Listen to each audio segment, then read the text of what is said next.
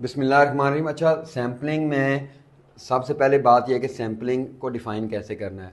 Sampling एक process है जिसमें आप एक पॉपुलेशन का पोर्शन लेते हैं और we can say that portion of whole और part of whole is called sampling.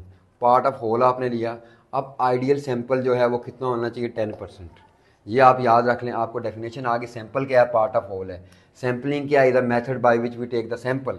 You can adopt probability and non probability sampling. Ideal sampling क्या है? It should be 10% of total population, but it is not possible in every case के total population करोड़ों में हो, उसका 10% कहाँ से लेंगे? तो इसके लिए आप सैम्पल साइज़ कैलकुलेट करते हैं, जिसके लिए WHO का कैलकुलेटर है। आपके लेवल पे आपको इतना पता होना चाहिए कि एपी इन्फो का कैलकुलेटर है या सैम्पल साइज़ कैलकुलेट करते हैं, उससे कैलकुलेट करते हैं। और ये डिपेंड करता है आपके वेरिएबल के ऊपर। आपके वेरिएबल जितने ज़्यादा होंगे सैंपल साइज़ बढ़ना शुरू हो जाएगा, वेरिएबल कम होंगे सैंपल साइज़ कम होगा। तो ऑटोमेटिकली आप सॉफ्टवेयर में पुट करते हैं अपना वेरिएबल्स, उसके बाद सैंपल साइज़ कैलकुलेट हो जाता है। अब अगला सवाल यह है कि सैम्पलिंग की टाइप्स। याद रखें, there are two types of sampling major: probability sampling and non probability sampling. Probability sampling का मतलब ये है कि सबके पास इक्वल चांस है पार्टिसिपेशन का। नॉन प्रोबेबिलिटी में सबके पास इक्वल चांस नहीं है। अब प्रोबेबिलिटी की चार टाइप्स हैं। Simple random. सिंपल रैंडम क्या है? जिस तरह आप ड्रा नहीं करते कि इसको सिलेक्ट कर लिया, रैंडम नंबर के टेबल से आपने बंदे सेलेक्ट कर लिए, सबके पास चांस इक्वल है, लेकिन सिंपली आपने जी आप भी हो सकता है कि आप आखिरी सारे छोड़ दें। मिसाल मैं ये देता हूँ कि क्लास में आपने क्लास के एवरेज नंबर चेक करने हैं और आपने सेलेक्ट ही सारे लाइक कर लिए तो एवरेज बढ़ जाएगी, सेलेक्ट ही सारे ने लाइक कर लिए एवरेज कम हो जाएगी। तो आपका चांस तो इक्वल है, लेकिन इसका एक्यूरेट रिजल्ट नहीं आएगा, बाइस आएगा। इसको बेहतर करने के लिए हम सिस्टेमिक रैंडम करते हैं। सिस्टेमिक रैंडम क्या है कि आपने ग्रुप में सैम्पलिंग करनी है या क्लास में करनी है या आपने एक जगह करनी है, तो एक स्टडी करनी है, तो आप इसमें ये देखेंगे कि आप शुरू से लेकर एंड तक जाएं। या हाउस होल्ड सर्वे की बात करते हैं तो आप एक गैप डिवाइस कर देंगे, सिस्टम बना देंगे कि हर 10वां लेंगे, तो सिस्टेमिक रैंडम हो गया। फिर आपका इसमें भी एरर आ सकती है, लेकिन बेहतर है, सिंपल रैंडम से बेहतर है।